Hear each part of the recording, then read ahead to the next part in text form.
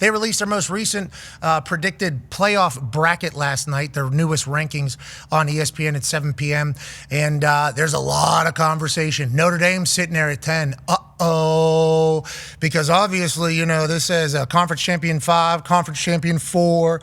There's really no other at-large bids from the ACC that are sitting in there anymore. For the Big 12, Texas Tech's at 4. If they were to lose the Big 12 championship to BYU, well, BYU would be in there for sure. Texas Tech is not dropping off. Notre Dame's sitting at 10, very close to the high. So there's a lot of things that could happen for that and more.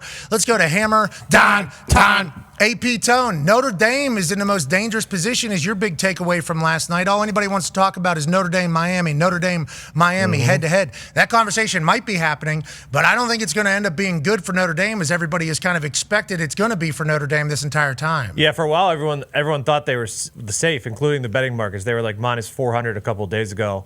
But after last night, the committee had Bama jump Notre Dame after Bama's huge win over Auburn. So that made them jump Notre Dame. So now when you look at it, I broke it down, or I was looking at it. I think the top 8 are definitely in. That is, goes from all the way from Ohio State down to Oklahoma. A lot of those teams don't play, or they're playing in a conference championship, so they're not going to drop out. Texas Tech, if they were to lose, I looked at it. SMU was 8th last year before they lost in the ACC championship to number 17 Clemson, and they did not drop out. So if you think number 4 Texas Tech would lose to number 11 BYU and drop out, I don't think you are correct there. So I think the top 8 are in. So then you go 9, 10, 11, and 12. There's 2 spots for 4 teams. There's 2 spots for Bama, Notre Dame, BYU, and Miami. Obviously, if BYU wins, they are in. If Bama loses close or wins, I believe they are in. So then the situation would be if BYU loses. So if BYU loses at number 11. Possible, for sure. They're 12.5-point dogs. Damn. Miami, you would assume, would then move up to 11. Sitting right next to Notre Dame. And would that be head-to-head?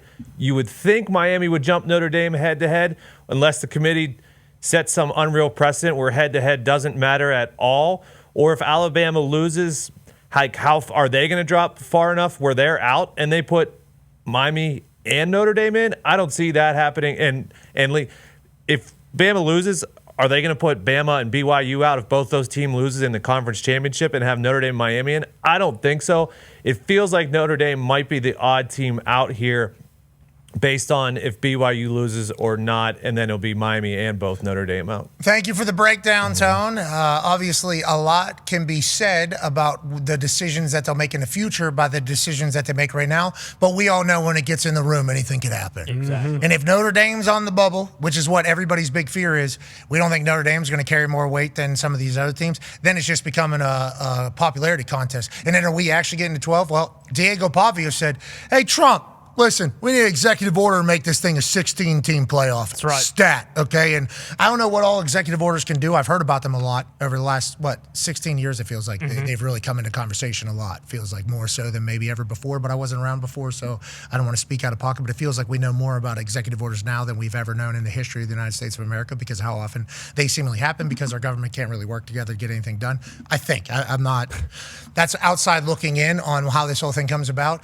But, yeah, Diego Pavio said, listen, send me to New York for the Heisman. That'd be cool. I think that's well-deserved. But also, can we get 16-game playoff? Just go ahead and sign that pen. Let's go ahead and make that happen. And then Clay Travis of Outkick started obviously theorizing it all. I think he could actually do it. So I don't know who would sue him to stop him. Keep politics out of sports. Well, executive orders to make sports better, have those been happening since the beginning of time to allow who to play where and all these types of things maybe, but maybe just open that son of a bitch up to a 32-team tournament. Why not? And he talked about, I saw Clay talking about, there would be 3 more games. I guess those things automatically go to a bid now. There's more money coming in, and the TV people aren't going to be mad about it, are they? Maybe they sue it. Like, who's going to stop him if he was to come out today and say, final answer, 16 teams.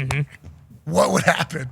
I don't think anything would. I mean, what would happen? It would be absolutely chaotic. 2 weeks out or whatever? Yeah. I think now is the time to have that combo. If you have 16 teams, 20 teams, 24 teams, 32 teams, doesn't really matter. How many teams each year are really going to win the national championship?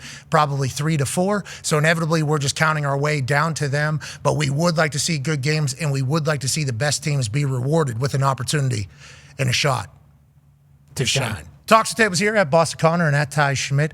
9-year NFL vet, host of Everything DB, Good D, Bad D, Darius J. Buthers. Yes, sir. 12-year NFL veteran, former Super Bowl winning coach. Ladies and gentlemen, a Penn State cultist. AQ Shipley's here. Yeah, AQ, we started that conversation with high school recruiting because obviously today's a big day. You guys aren't signing anybody to Penn State because all West Virginia's been doing is saying, coming to daddy. Come on down. You don't want to go to Penn State. They don't have a clue what the hell's going on up there. Still don't have a coach. They're the first ones to fire their coach. They still don't have a coach.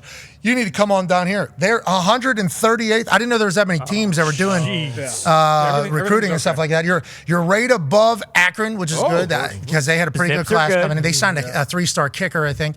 And then Montana State, they're always going to be problematic because they got the rodeo team competing against the football team for national championships over there. So the fact that you're right above Akron, I think we're all very impressed with. Below Montana State, kind of expected. I don't think we really looked into the numbers. You're a little bit? Just a little bit by that. By Montana State? Akron, I can see that. But They just want to brawl for the Wild, though. Yeah, come on now. I mean, that's a good team. Big know way. that. Put some Big way. respect on their name, Butch. Yeah, I didn't know that. Thank you, Ty. Yeah, see? So now it all makes sense a more little bit now that we context. have more information. How do you feel, man? No coach, nobody's trying to go there. Feels like all your recruits are leaving and coming to West Virginia or Virginia We Tech. still got 4. I just read that we still have 4, so that's a win. Don't know how that happened. 4 but, people?